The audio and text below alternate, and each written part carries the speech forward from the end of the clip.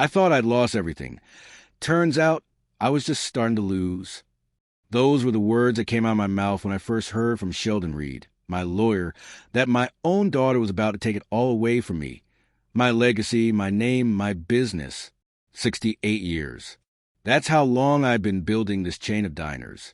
Never in a million years did I think I'd be sitting here at my desk, staring a letter in my hands, struggling to breathe. I mean, this wasn't the way I imagined things would go. I was supposed to be enjoying my twilight years. Instead, I was staring down the barrel of a betrayal I never saw coming. Before we continue, please subscribe to the channel and let us know where you're listening in the comments. Sheldon had called to tell me that my daughter, Nora, filed a petition to have me declared mentally incompetent to manage my own company. My own blood, my flesh and bone, was out to take everything I had worked for. It was all happening in the blink of an eye. A legal document, a phone call, and everything I knew, everything I built, was in jeopardy. I wasn't a damn fool. I knew that a battle like this meant more than just a legal fight. It was personal. It was a war for control, for power. And I knew that if I didn't act fast, I could lose it all. Tell me more. I growled into the phone. Sheldon laid it out. Nora had gathered a group of investors, Clement Corbin, Veda Wheeler, and a few others, and they were ready to seize control of everything I'd worked for. They had fabricated documents, pressured other shareholders. They'd been working behind my back for months, and I had no idea. The betrayal cut deeper than anything I'd felt in years. I slammed the phone down on the desk. The sound echoed through the room, but I was too numb to care. I stood up, my legs shaky, and walked over the window. Denver was just like I remembered, busy, bustling, full of life, but it felt distant, like I wasn't part of it anymore. The city I'd spent so much of my life in now felt like a cold stranger. I didn't know what hurt more, that my daughter was trying to take me down, or that I couldn't trust anyone anymore. I was 68 years old, past my prime, and now I had to face this? I could feel the anger swelling inside me, mixing with the fear and disbelief. This was my life, my family, and now it was all being ripped away from me by the one person I thought would have my back. After what felt like an eternity, I called Sheldon back. What the hell else? I barked. That's when he hit me with the next bombshell. The investors weren't just after control. They'd been manipulating the other shareholders, twisting arms, using whatever leverage they had to turn people against me. Nora had been in on it from the start, but under the pressure of her husband, Rylan, she'd gone even further. This wasn't just some business deal gone sour. This was a calculated, full-blown conspiracy. I needed to know everything. I'm hiring someone. I said, get me a private investigator. I want every damn detail, every phone call, every meeting. I want to know how deep this thing goes. By the time I hung up, I knew there was no turning back. This wasn't just about business anymore. This was about making sure that nobody, not even my own daughter, could destroy everything I'd built. 2 days later, I was in a car, headed toward Nora's house for dinner. I had no idea what to expect. I didn't know whether this would be the moment I'd finally face the truth or if it would be the beginning of the end. But I couldn't let this go. Not when everything was on the line. I needed answers, and I needed them fast. As I drove, I couldn't help but think about how everything had changed. The family I'd worked so hard to keep together had fractured in a way I couldn't have predicted. I thought about my wife, Sarah, who passed away years ago. She'd always kept us grounded. Now it felt like the world was spinning out of control, and I was the only one left to try and fix it. I arrived at Nora's house, my heart heavy, my mind racing. I was about to sit down at the table with my daughter, the woman who was supposed to carry on my legacy, and have a conversation that would determine everything. Would she apologize? Would she stand her ground? I had no idea. But I knew one thing for sure. I wasn't going down without a fight. The door opened, and there she was, Nora, my daughter. But she didn't look like the woman I raised.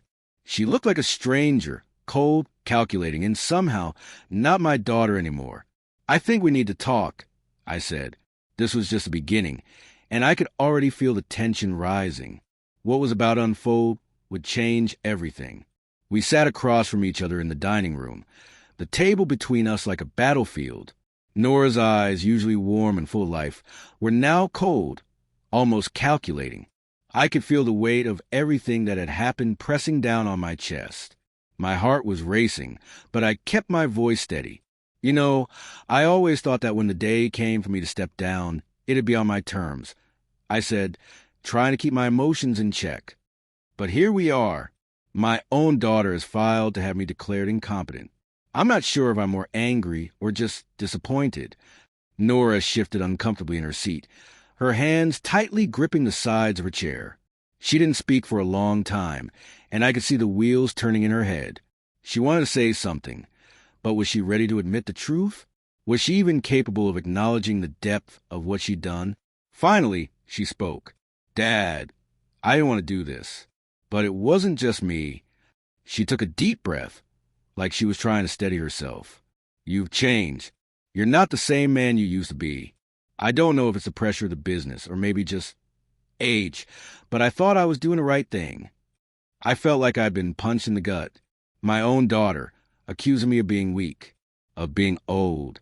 I had built this business from the ground up, and now, in her eyes, I was just another burden, a relic of a time that was over. The thought made my blood boil. You thought you were doing the right thing? I repeated, my voice rising.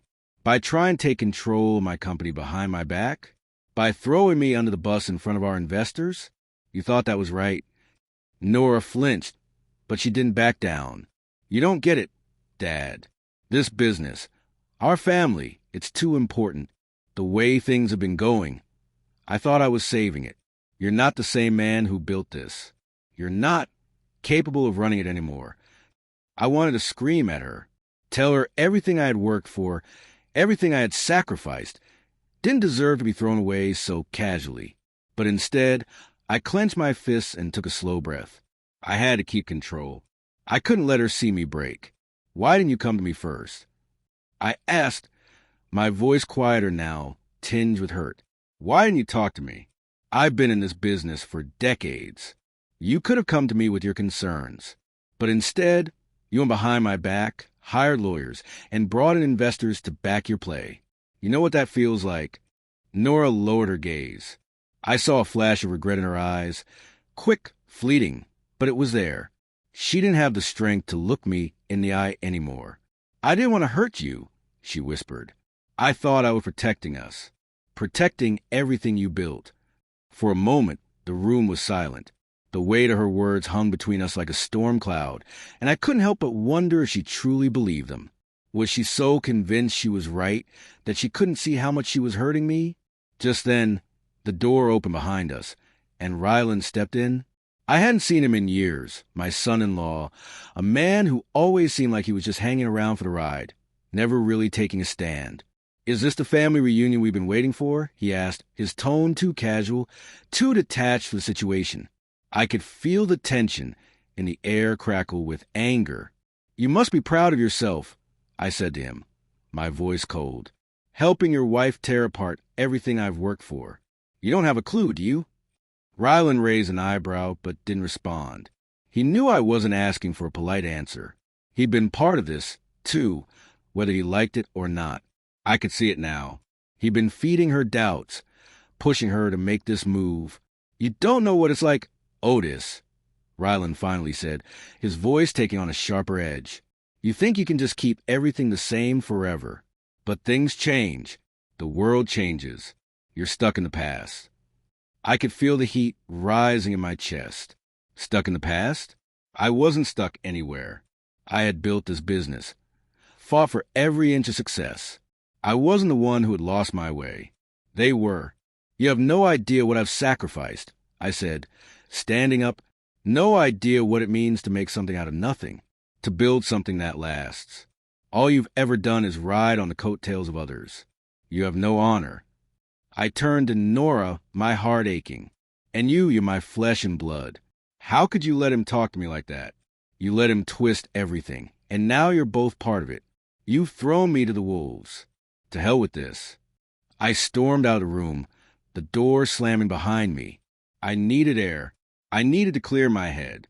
I couldn't sit there and let them tear apart the last bit of dignity I had left. I was done being the old man they thought they could walk all over.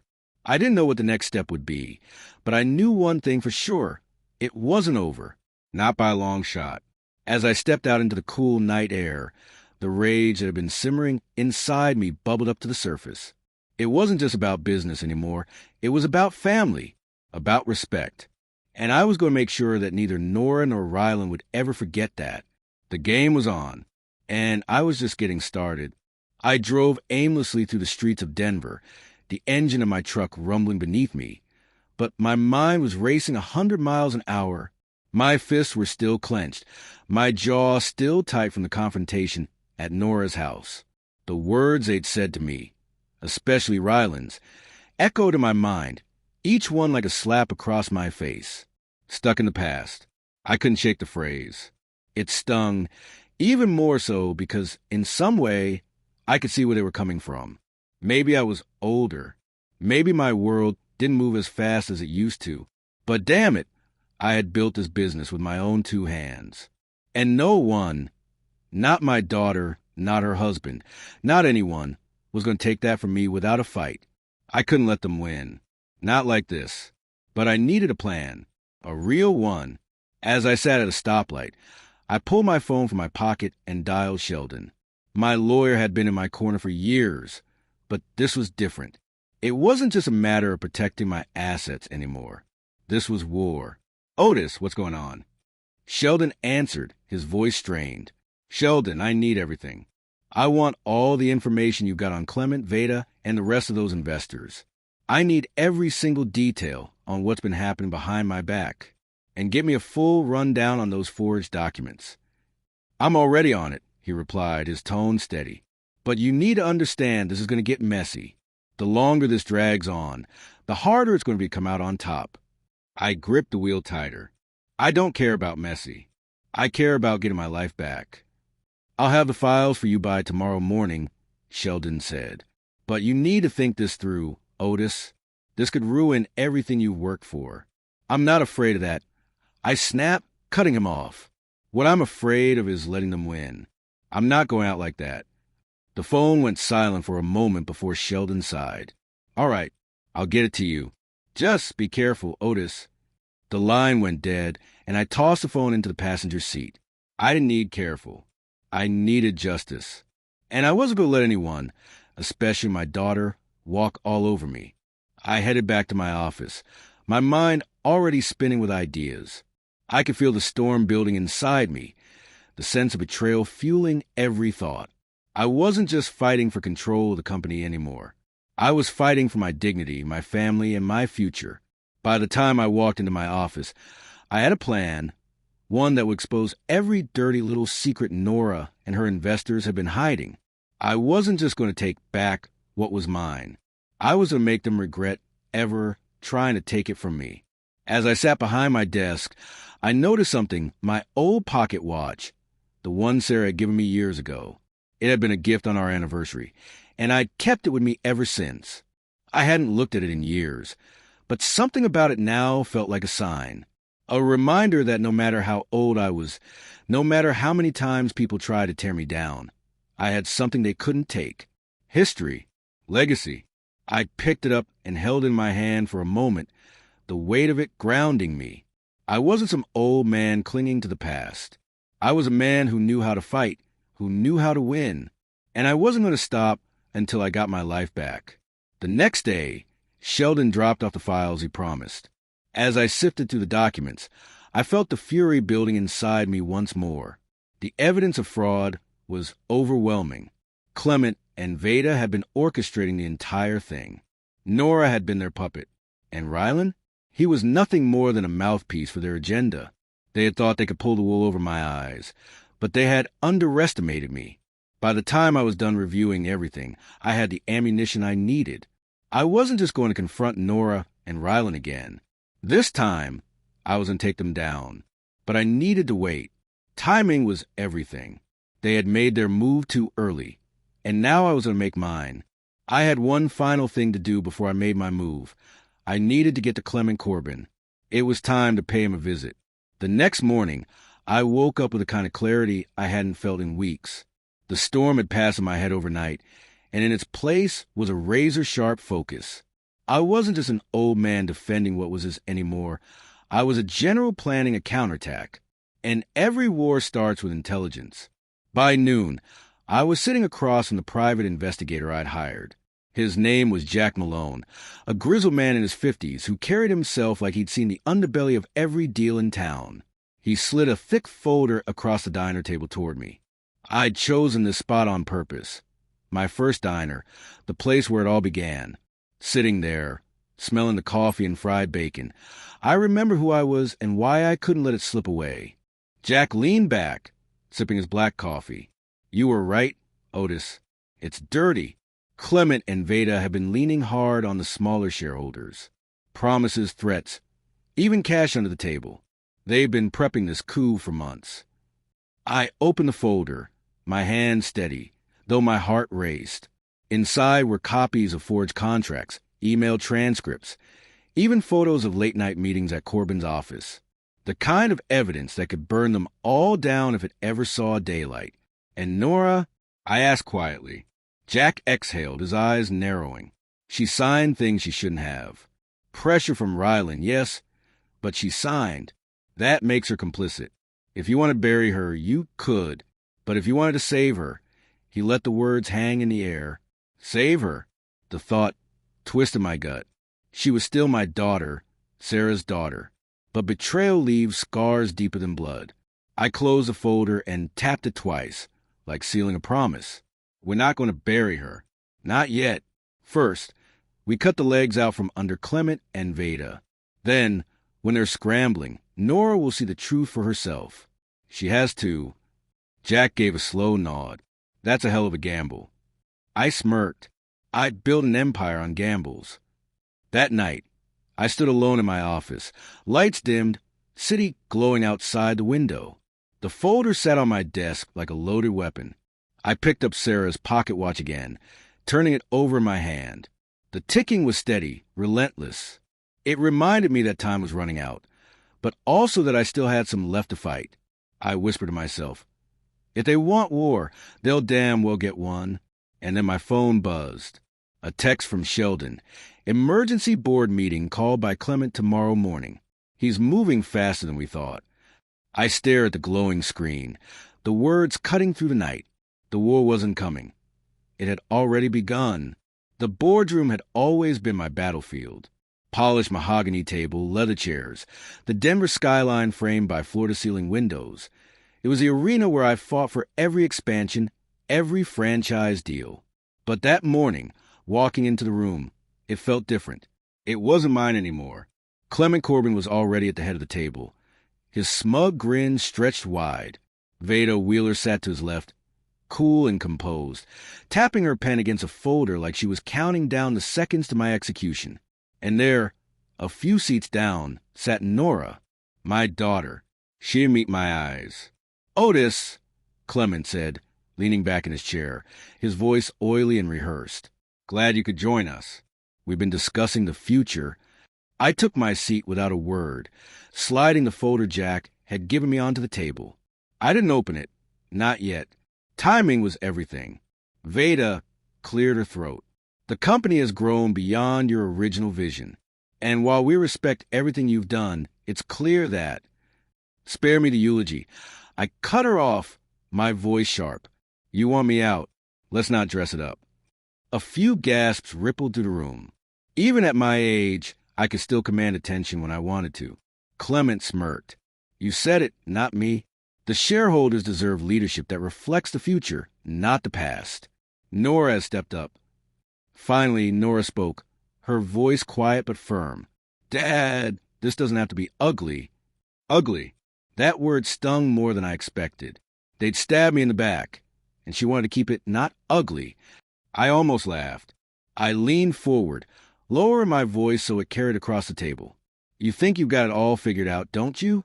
You think you can pay me as incompetent, shuffle me off stage, and rewrite the story so you look like saviors. Clement folded his arms, smug as ever. Otis, everyone here sees it. You're tired. You've lost a step. It happens. Step aside gracefully, and maybe, just maybe, you'll keep a seat on the advisory board. I smiled. It wasn't warm. It was a smile of a man who knew something they didn't. Slowly, I tapped the folder in front of me. You want to talk about the future? Fine. But first, let's talk about the lies. About the forged contracts. About the late-night meetings where you strong-armed shareholders. About the money that changed hands under the table. Clement's grin faltered. Veda froze, pen still in her hand. And for the first time, Nora looked up at me, her face pale. I pushed the folder toward the center of the table, but didn't open it yet. I wanted them to sweat. This isn't the story of an old man losing his grip, I said, my voice steady, deliberate. This is the story of snakes in the grass. And I've just shined a light on every one of you. The room went silent. For the first time, I saw fear flicker in Clement's eyes. And that was when I knew this was far from over. But I'd just drawn first blood. The silence in the boardroom didn't last long. Clement's face tightened, and Veda shifted in her chair, tried to recover her composure. Nora sat frozen, her eyes darting between me and the folder like she was waiting for a bomb to go off. Clement finally forced a chuckle, but it rang hollow. Otis, come on. You've always been dramatic. What is this, some kind of bluff? I leaned back, crossing my arms. Bluff? No, this is evidence. Ironclad. And if I drop it in front of the state attorney, you won't just lose your little power play. You'll be lucky if you're not wearing orange by the end of the year. The tension was thick enough to choke on. I could see sweat bead on Veda's forehead, though she tried to hide it behind her calm exterior. Nora whispered, Dad, please, but her voice cracked. I turned to her. You think these people are your allies? They're not. They're users, parasites, and they'll throw you under the bus the second it suits them. Clement leaned forward, his smile gone now, replaced by a hard glare. You think you can scare us with papers? You're old, Otis. You don't have the energy for this fight anymore. There was the dagger. Old. They kept trying to make me believe I was finished. And maybe that worked on some men my age. But not me. I slammed my hand down on the table. The sound echoed like a gunshot. Old doesn't mean weak. Old means experienced. Old means I've fought more battles than you can imagine and survived every single one. You really think you're the first snakes to slither my way? The room fell silent again, but this time it was different. I saw doubt creeping into their eyes, even if they tried to hide it. Finally, Veda spoke, her voice tight. So, what do you want, Otis? I let the question hang in the air. This was the moment I'd been waiting for. I wanted them to feel cornered, desperate. But instead of answering, I gathered the folder back toward me and stood. You'll find out soon enough, I said, my voice low. This meeting's over. I walked out without another word, leaving them to stew in their own fear. Outside, in the hallway, I let out the breath I'd been holding. My hands trembled slightly, not from weakness, but from adrenaline. I had struck first and had landed, but this was only the opening salvo. I pulled out my phone, dialed Jack. It worked, I told him. They're shaken. Now we go after Corbin directly. Jack's chuckle came through the line. About time. Where do we start? I stared out the window at the Denver skyline, the sun setting like fire on the horizon. Tomorrow, I said, we go public. The next morning, Denver woke up to headlines that Clement Corbin couldn't buy his way out of. Investor coup allegations rock local diner empire. That was the banner splashed across the Denver Post. Jack had done his job well. Leaks to the press. Perfectly timed, perfectly framed. Every document, every whisper of coercion and forgery, now public knowledge. I sat at my kitchen table, coffee steaming in my hand, and read the article with a grim satisfaction. They wanted war. Well, now the whole damn city knew about it. My phone buzzed nonstop. Reporters, shareholders, even old friends I hadn't heard from in years. Some offered support, others wanted dirt. I ignored them all. The real satisfaction came when I turned on the TV and saw Clement himself ambushed outside his office. Mr. Corbin, do you have a response to the fraud allegations? A reporter shouted, shoving a microphone in his face. Clement tried to laugh it off, but the cameras caught the sweat on his brow. Ridiculous claims, he stammered. Desperate attempts from a man who can't accept change. But the more he denied, the worse it looked. Every word dripped with arrogance, and the crowd around him knew it. For the first time, Clement wasn't a puppet master. He was a puppet, dangling in public humiliation. I leaned back in my chair and smiled. That was the first strike, and it had landed clean. Still, I couldn't shake the image of Nora. She hadn't shown her face in the press. She was silent, probably hiding behind Ryland's advice. That silence was eating at me. Was she ashamed? Or was she just waiting for the storm to pass, so she could make her next move? Later that day, Sheldon called. "Otis, you got momentum." Shareholders are nervous.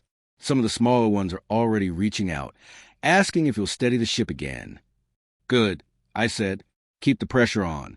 Let them know I'm not going anywhere. You realize Corbin's going to hit back, right?" I stared at Sarah's pocket watch on the table. Its steady ticking a reminder that patience wins wars. Let him. Every move he makes now, the whole city will be watching. That night, I drove past one of my diners. Neon sign glowing. Families laughing inside. The clink of plates and silverware carrying through the windows. It grounded me. This was what I was fighting for. Not the money, not the ego, but the legacy. The place where people gathered, where community was built. As I sat there in the car, my phone buzzed again. This time, it wasn't Sheldon. It was Nora. The message was short. "We need to talk. Alone." I stared at the screen, my pulse quickening. Was this an olive branch or a trap? I didn't sleep that night. Nora's text replayed in my mind over and over.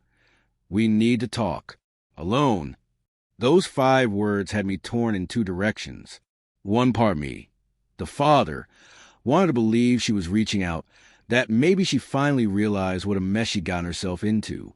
The other part, the fighter, couldn't shake the thought that this might be a setup, a way to corner me while I was vulnerable.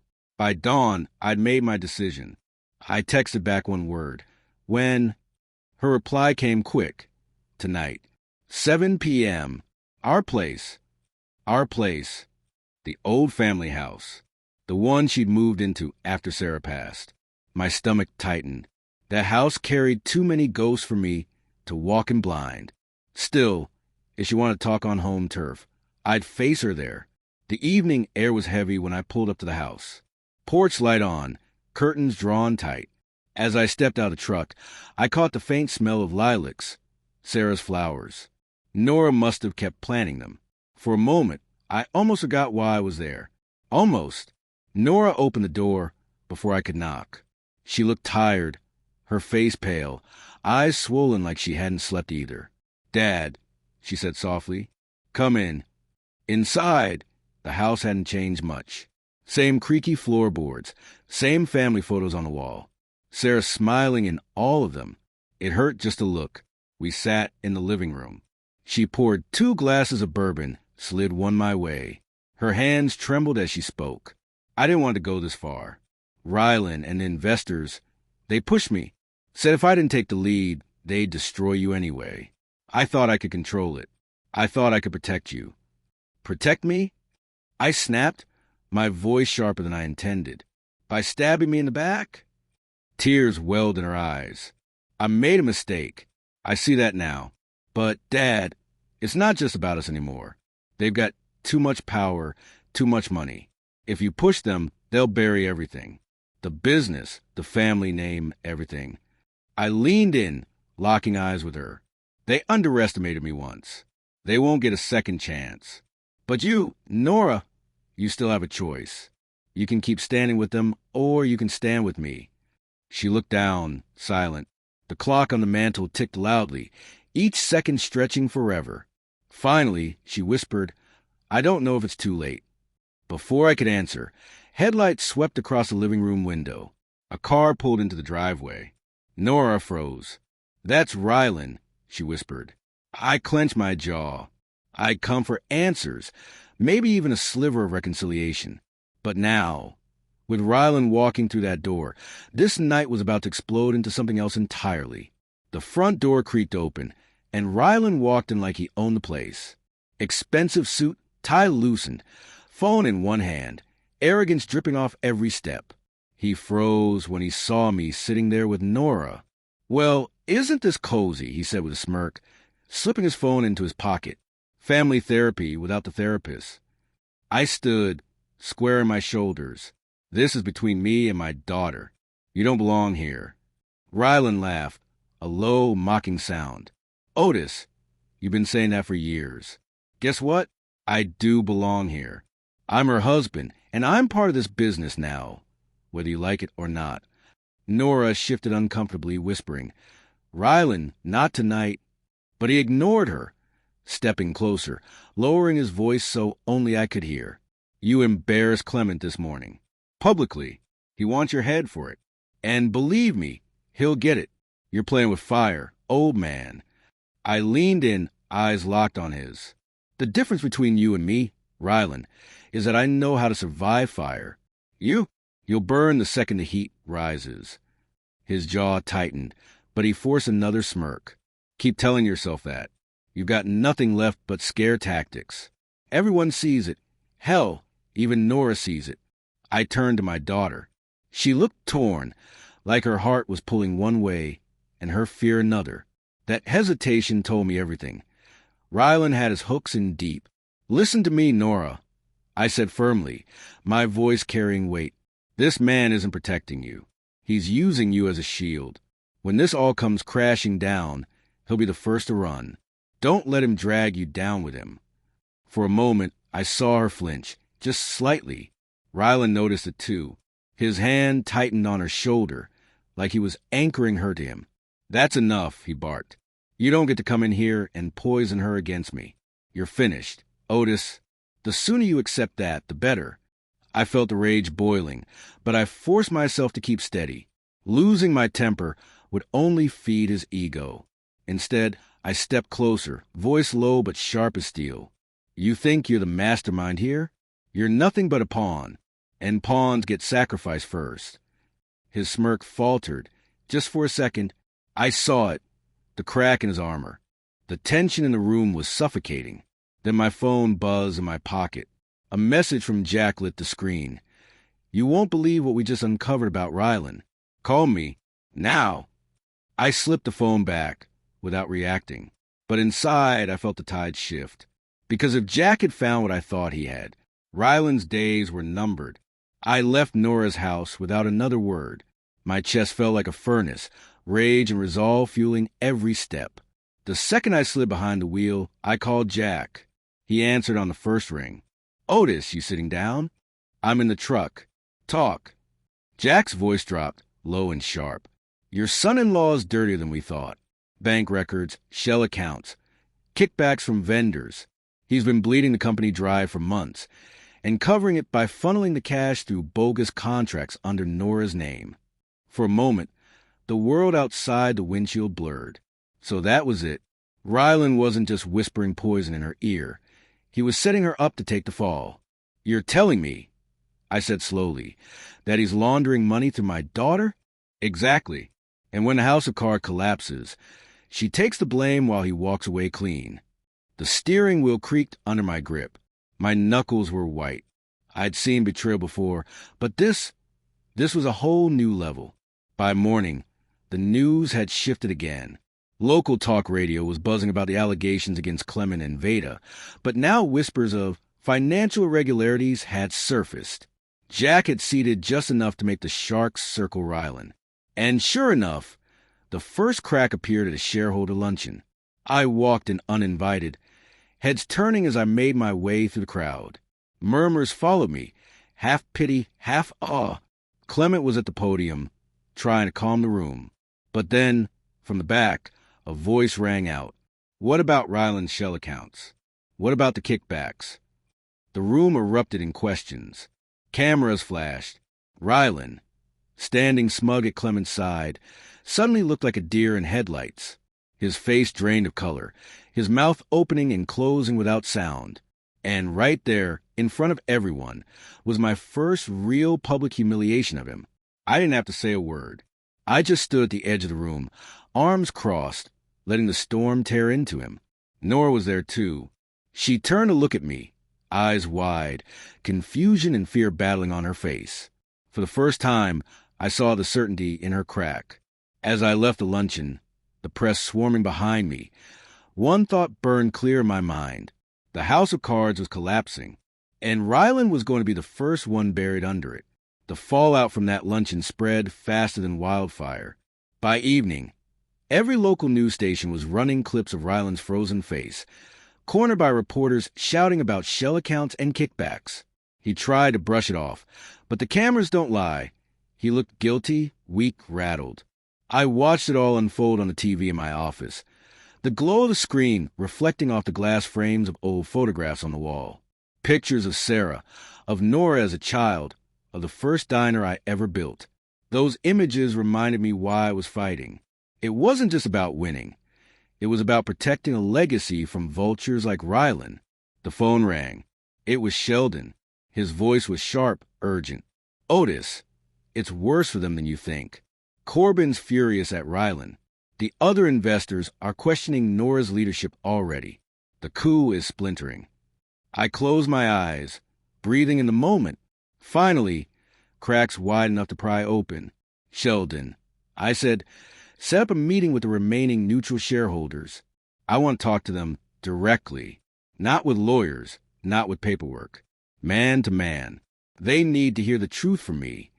That night, though, another battlefront opened.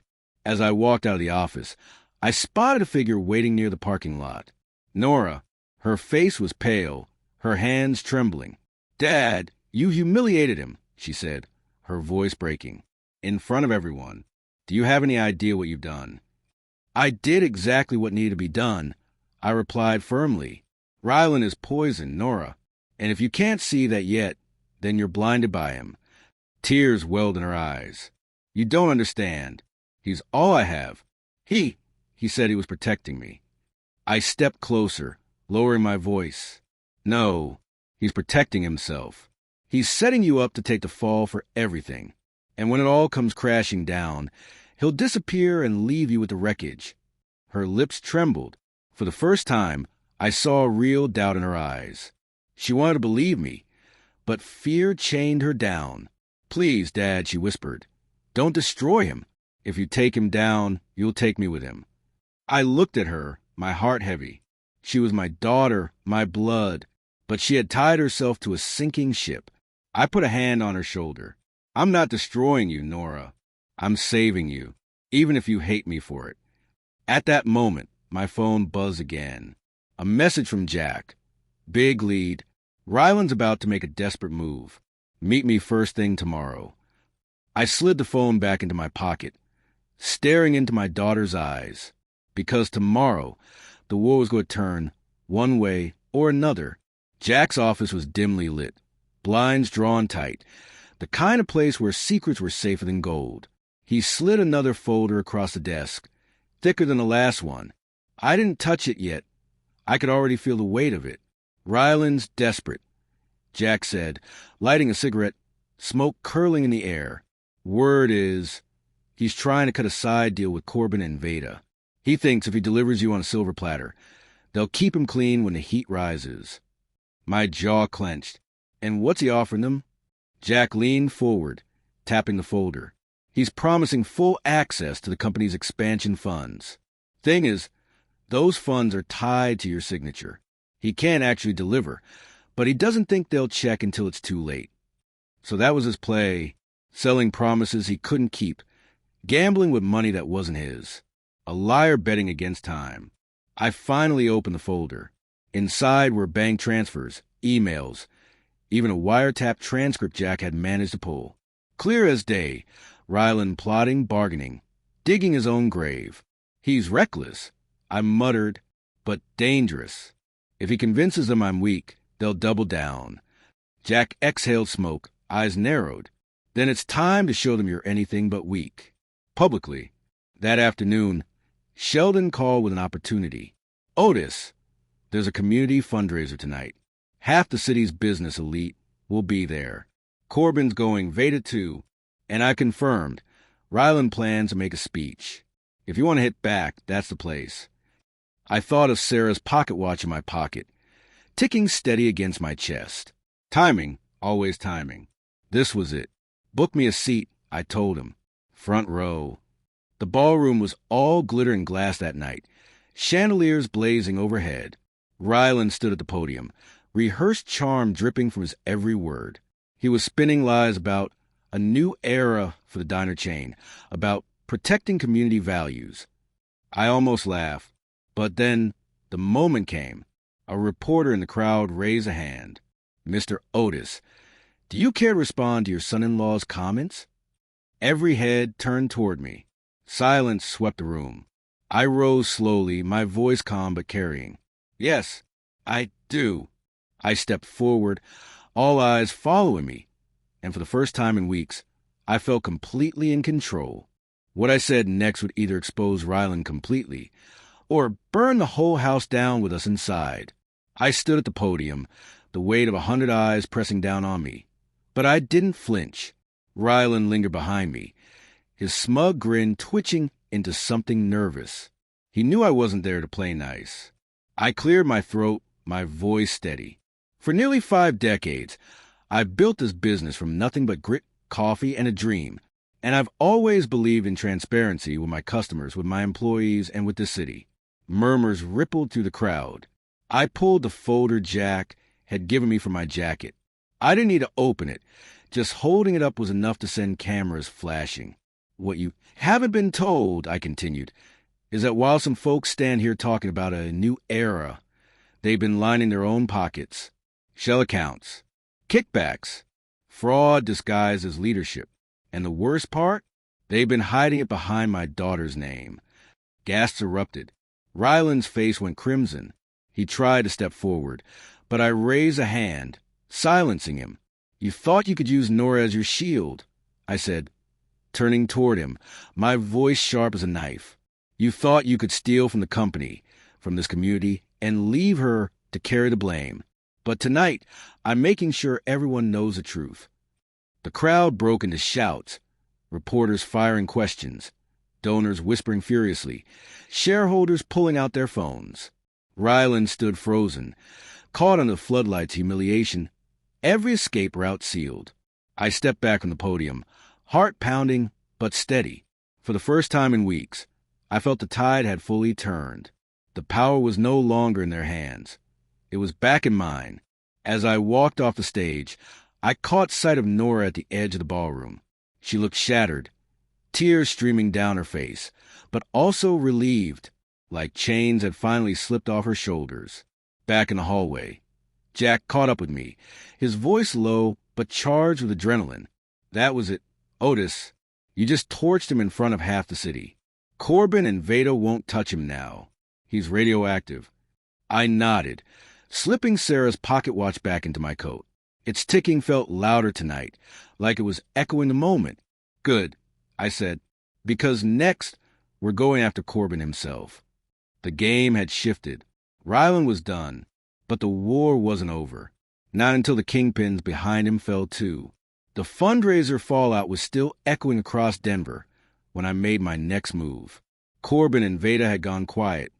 Too quiet. That meant they were regrouping, calculating how to claw back control. But I wasn't about to give them the chance. Sheldon arranged a private session with a block of undecided shareholders. We met in the back room of an old hotel downtown, the kind of place where deals used to be struck in smoke-filled secrecy.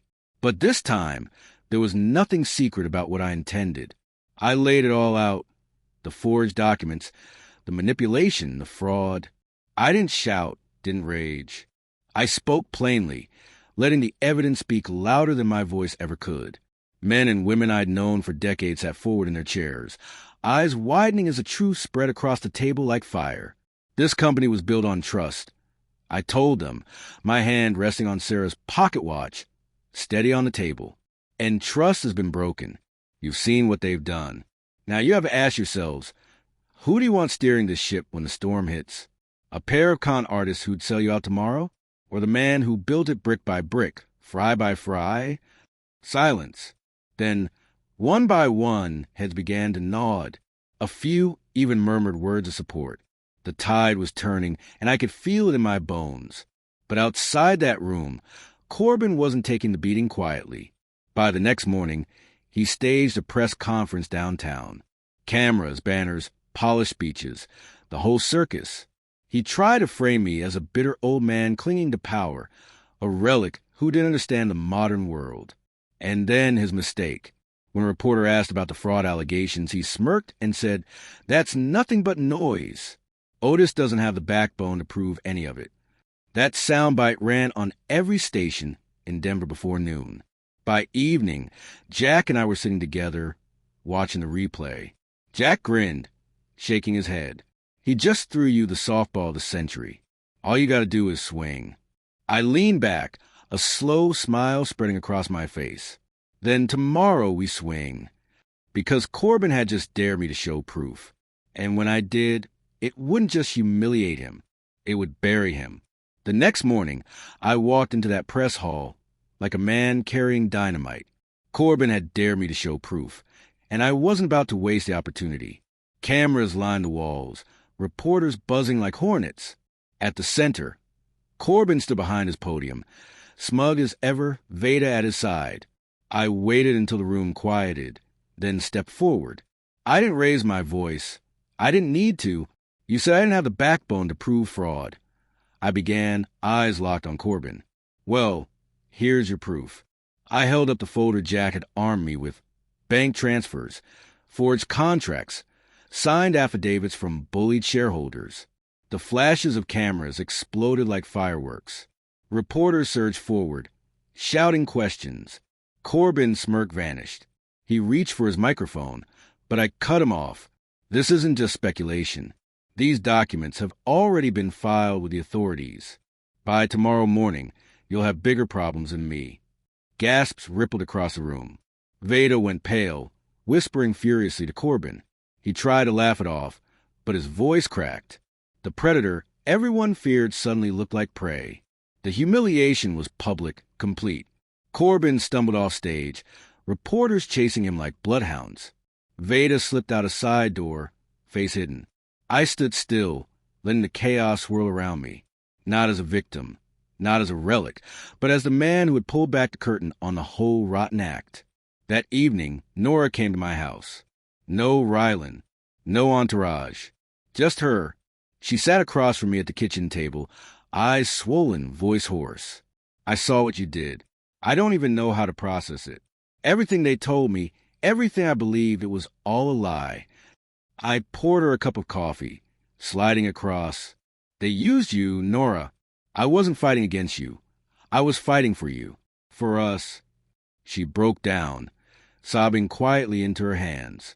For the first time in weeks, I saw my daughter again. Not the puppet, not the co-conspirator, but the girl Sarah and I had raised. I reached across the table, placing Sarah's pocket watch in her hands. Your mother gave me this to remind me of time, how precious it is, how we can't waste it. Don't waste yours chasing shadows. Stand with me. Nora looked up, eyes wet but determined. I will, but what about Rylan? I leaned back, my voice steady as stone. Rylan's next. And this time, I won't just expose him. I'll make sure he never sets foot near this family or this company again, because the final act of this war was coming, and it would end with justice. The showdown came sooner than I expected. Rylan, desperate and cornered, had called for a family meeting at the company's headquarters. Word spread fast. Shareholders, employees. Even a handful of reporters gathered in the lobby, smelling blood. He wanted a stage. Fine. I'd give him one. When I walked in, Sarah's pocket watch heavy in my coat. The air felt electric. Rylan stood near the front desk, trying to look composed, but the sweat on his collar gave him away. Nora stood off to the side, her face pale but resolute. She wasn't with him anymore. She was with me. Rylan raised his voice. Otis is trying to smear me. Smear us. He's jealous, afraid of change. He'll say anything to cling to power. The crowd shifted, whispers running like wildfire. That's when I stepped forward, pulling out one last envelope Jack had delivered that morning. You want the truth? I said, my voice cutting through the noise. Here it is. I opened the envelope and spread the papers across the reception desk for everyone to see. Final bank records, signed testimonies. Proof of Ryland's laundering scheme. The evidence was overwhelming. Reporters surged forward. Flashes blinded the room. Ryland tried to grab the papers, but Nora stepped between us. Her voice steady for the first time in weeks. Enough, Ryland. It's over. The lobby fell silent. You could hear the ticking of my pocket watch in the chaos. Ryland's face twisted, rage and panic colliding. You don't understand. They'll come after me. I cut him off, my voice low but lethal. They already have. You're done. Not just with this company. Not just with this family. But with your lies. You wanted to use my daughter as your shield. Now she's free and you're standing here alone. The crowd erupted. Reporters shouting questions.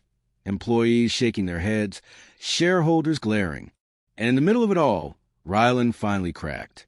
His voice broke, his hands shook, and he stormed out on a blinding flash of cameras. A broken man, stripped of control, of dignity, of face. Later that night, Nora and I sat in my office. She handed me back Sarah's pocket watch, closing my hand around it. You were right, Dad. About him. About everything. I looked at her, my chest heavy but clear. We'll rebuild. Together. She nodded, tears glistening. Together. As I locked the office door and stepped into quiet Denver night, I felt something I hadn't in months. Peace. The war was over. Justice was done. And as the pocket watch ticked softly in my palm, I knew Sarah would have smiled to see it. The family, broken but mended, the legacy still ours, and the betrayer left the shadows. Because revenge wasn't about destroying. It was about restoring what should never have been taken. And I had restored it all. If you like this story, please like this video. Subscribe to the channel and share your impressions of this story in the comments. To listen to the next story, click on the box on the right.